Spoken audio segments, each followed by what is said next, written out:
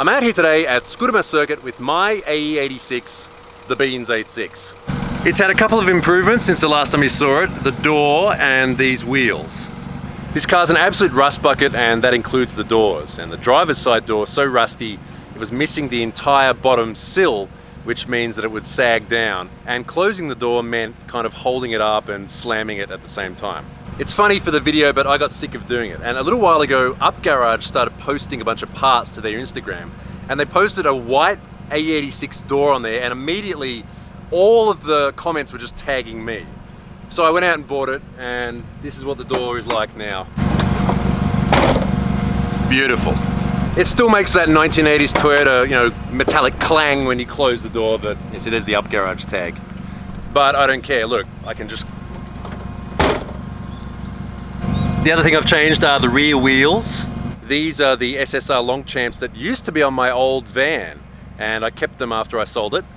When I bought the car, it came with a set of 4 NK AP racing wheels, but because it has Civic brake calipers on the front, it can only take 15-inch wheels on the front, and having the 14s on the back, it kind of looked like it was sagging down in the back. I thought, since I have them, might as well use them. And even though the offset is, there's better words for this offset. Let's just say it's terrible, but I think it looks really cool. Period correct wheels. And the 15s should handle a little bit better than the 14s, maybe, I don't know. One thing that's not getting better is the rust. This hole here, I swear it's getting bigger.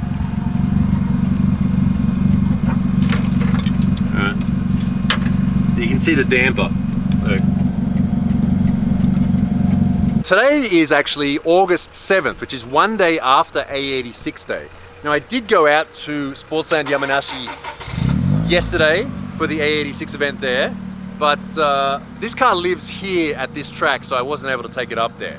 But luckily, Scudamore Circuit runs regular open track days where you can just come out and drive, do free laps for both grip and drift, and it just happened that one day after AE86 Day was a open drift day in the afternoon. Now, these clouds don't look too bad right now, but there is a typhoon coming in, and it may rain soon. Because it also has a lot of holes in the firewall around the footwell, I'm not really keen on driving it when it eventually does start raining today. So we better go out now. Let me show you what I mean. This is the passenger footwell, that's the battery, that's some of the electronics there. That is the tire you can see through that hole there. See that? That's the tire. There's various other, Fred Flintstone holes there too. Before we go out in this though, let's go to Sportsland Yamanashi for the drift event there. This is the Hachido Rokubu Kanari Juushou event held this year at Sportsland Yamanashi. The name means I have a fever of 8.6 degrees. And if you want to see AE86 drifting all day, then this is the event to come to. It's held every year on August 6th, even if it's a weekday. Even though I wasn't able to bring my car to this event this year, I still thought it'd be worth heading out to check out.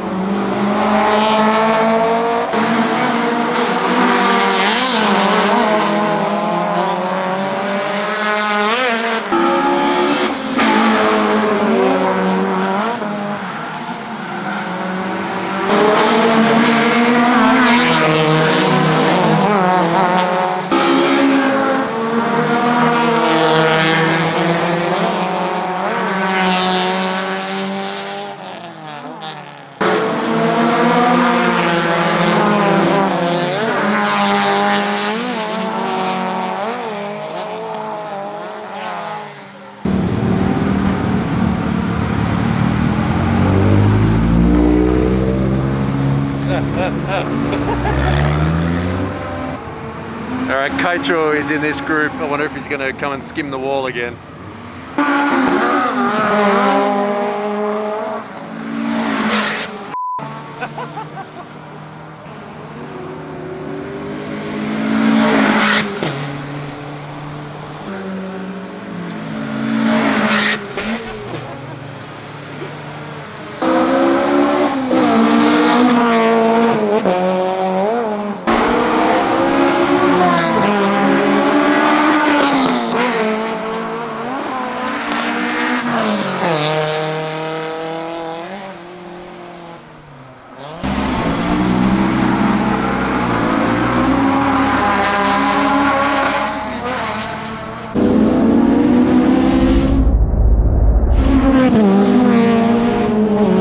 Another reason I came to this event was because my mate Rob came all the way up from Kansai with his nice shiny Torino coupe to give Sportsland Yamanashi a try for the first time.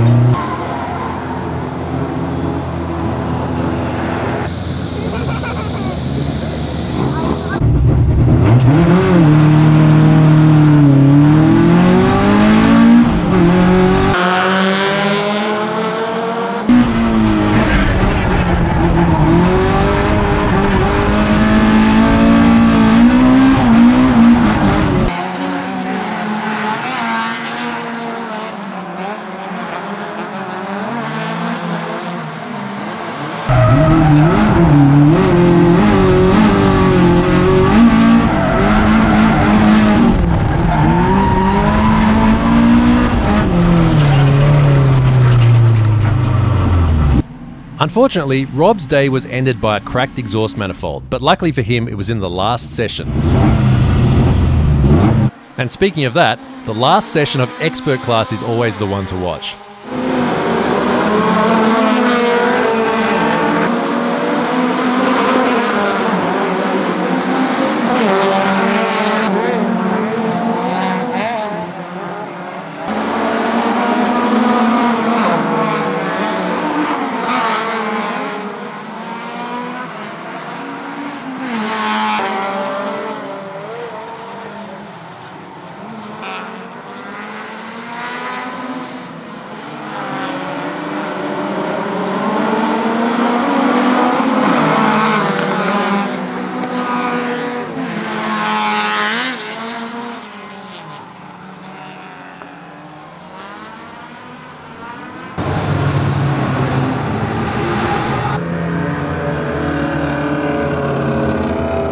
Despite a lot of small incidents and breakages, it was another enjoyable 8-6 day event. I'll find a way to get my car to it next year. Alright, that's enough watching other people drive, it's time for me to drive. Oh, that's so much more convenient. That's how low the standards are for this car. It's like, oh, my door's closed properly. Please don't rain. Might need to cover all this up too, because I know I'm going to bang it with my arm at some point. Like when I'm in the middle of a drift, I'll hit my arm on it and... yeah. First gear, there we go. Alright, so we're out there by ourselves. There's one other guy here right now. Alright, so it's the first run with 15s on it. Before it was 14 inch with a 195 tyre, now it's 15 inch with a 205.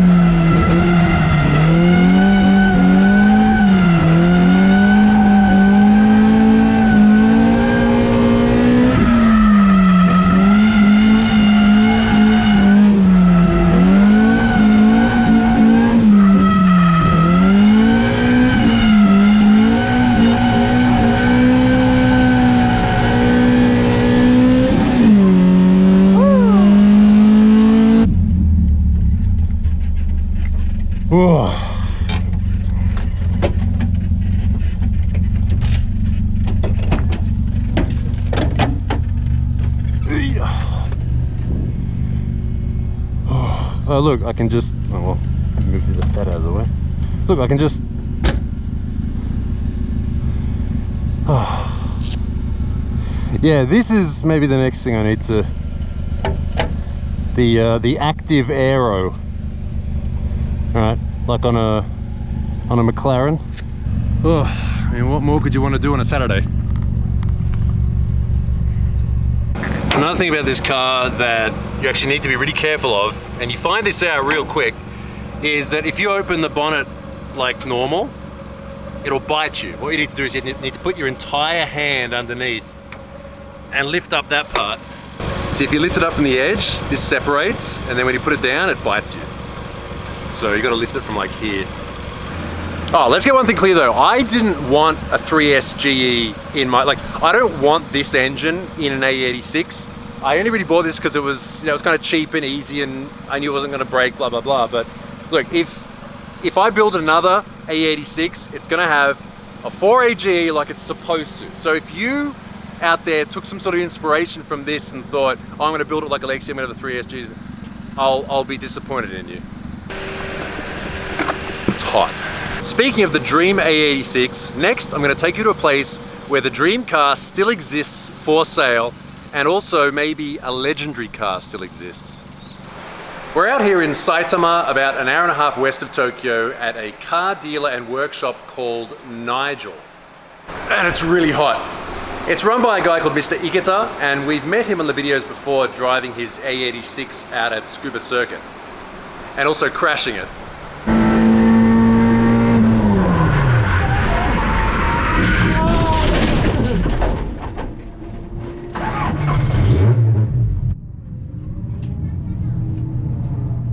That was this car here. Look, you can see he's changed the mirror.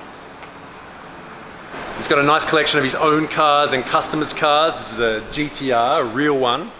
There's a Ferrari Mondial, a Beetle, and also his Porsche that he used to run in Idlers Cup meetings.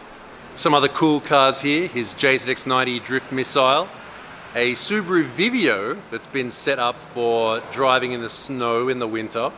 But the real reason I'm here today is to show you that the dream still exists for a price. When you think AE86, most people of course think of this style, the Sprinter Trueno in the two-tone panda color. Because these cars were relatively cheap and also very popular for racing, drifting and tuning, etc., it's very hard to find them in the dream close to standard spec these days. Well, here they are. This Trueno Zenki is actually part of Mr. Iketa's stock that he's selling, but I want to show you this one. This is his personal car. 飾っておくだけはあまり好きじゃない。やっぱり走る車だと思ってるんで。車が走るもの。走るもの。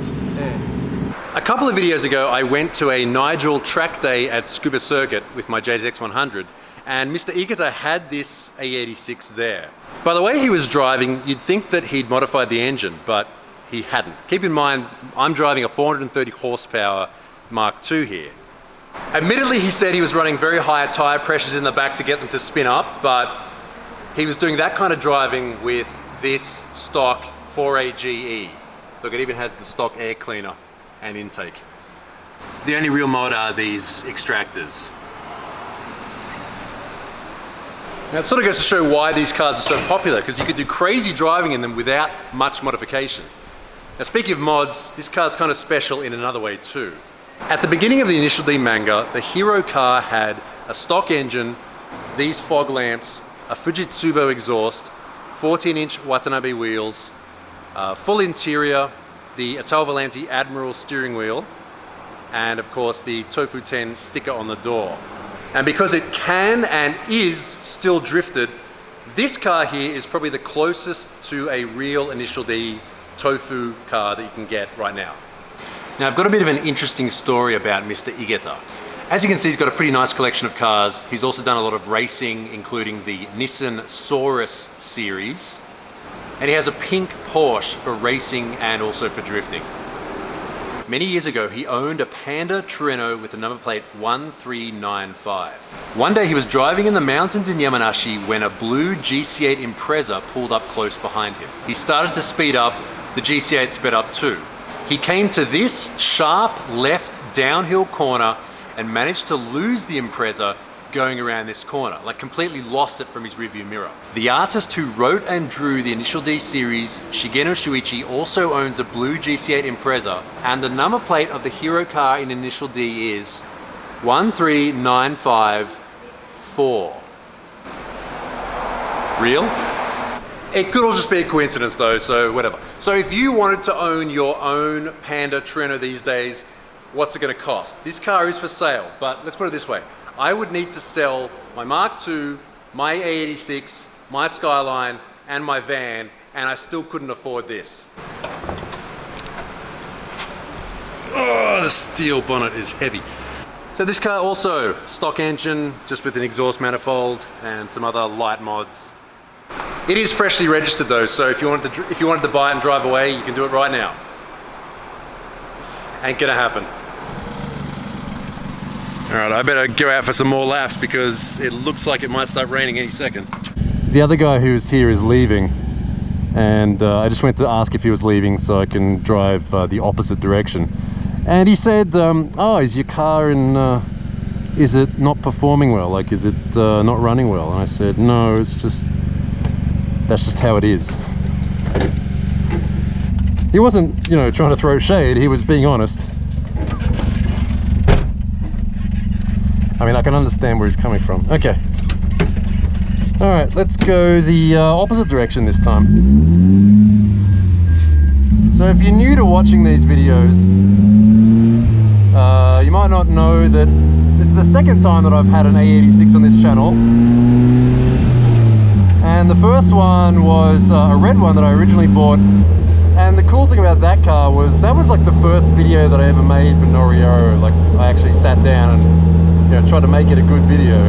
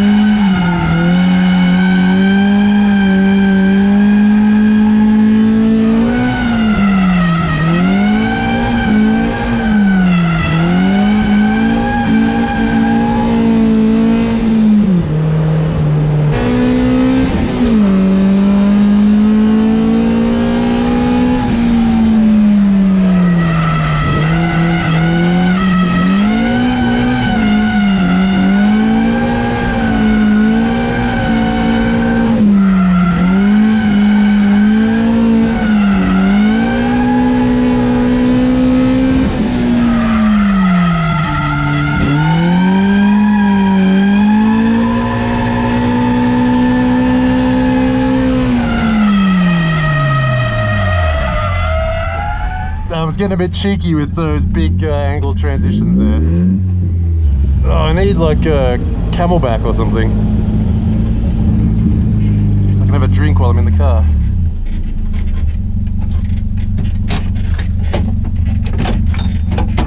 Ugh.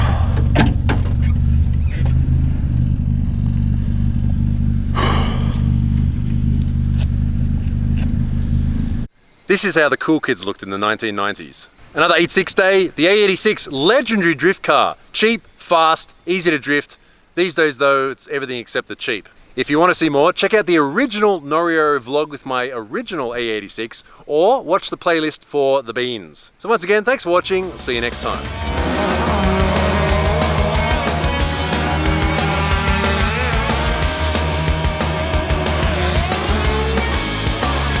Yeah, it's raining. Buddy, you cannot be there.